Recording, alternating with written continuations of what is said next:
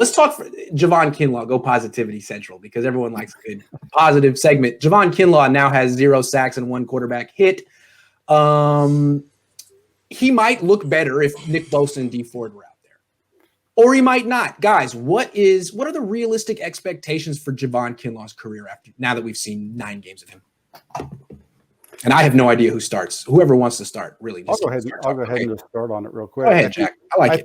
I think with Kinlaw, it's going to be interesting because he didn't have a preseason. He didn't have a workout program. So that's part of what might be holding him back. So we'll see what really kind of happens next year.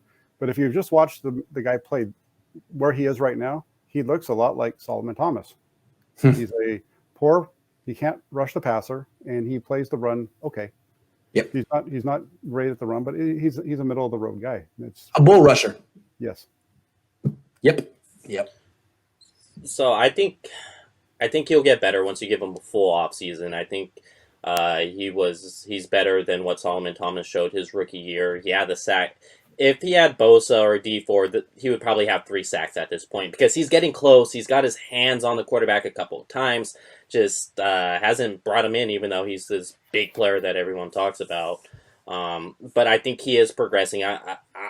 I know Buckner had a hell of a rookie year compared to Kinlaw at this point, but I do see a lot of similarities to where they're getting close on plays, but those plays aren't just coming into fruition at this point.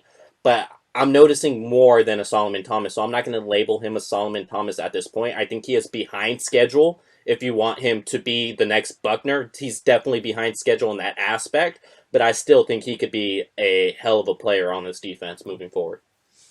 Yeah, I think Kinlaw can definitely still be good, as Jack said, no preseason, that stuff. And he was drafted to not be the number 1, number 2 guy on defense, on pass rush and run stopping situations. They were expecting Eric Armstead to be what he was last season, and that hasn't come true. I'm sure Grant will touch on Eric Armstead a little when he's talking, but Armstead and then Bosa going out, that's tough. But I think it was always unfair for Kinlaw just being the pick that was acquired for Buckner. That's why it's just hard to draft the same position as the guy you just traded, because for the rest of his career, he's going to be compared to Buckner.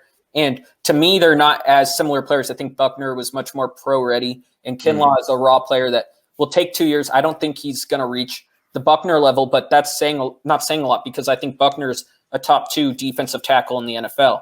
And I think Kinlaw can definitely get into that better range, but Buckner is really good, and that's just unfair to compare Kinlaw to Buckner. You sound like someone that went to Oregon. I think it's fair to compare him to Eric Armstead. Eric Armstead came into the league as a bull rusher without really any moves, very athletic, and he improved, I guess. So what I think realistic expectations for Javon Kinlaw is like maybe 1 sack this year, maybe 3 sacks next year, maybe like 2 sacks in year 3, and then maybe 3 sacks in year 4. But then when the Niners pick up his 5th-year option and everyone's mad about it, he'll get like 11 sacks. And then everyone be like, see, Chris Kosarick figured it out. He's great now. And they're going to give him like $170 million because of inflation. It'll be like 5 years from now. And then year 6, he'll have like 2 sacks. And then in year 7, he'll have like 1.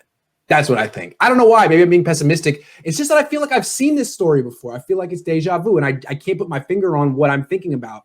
But I definitely feel like I've seen this play out before. So maybe that's not fair. But that's what's going to happen. Armstead was handpicked by Tom Sula to be a legend. I don't know why you're hating. Right. So, again, Kinlaw and Eric Armstead were handpicked by 2 of the best D-line coaches in the league. They were given every opportunity to succeed. They both came into the league as raw projects.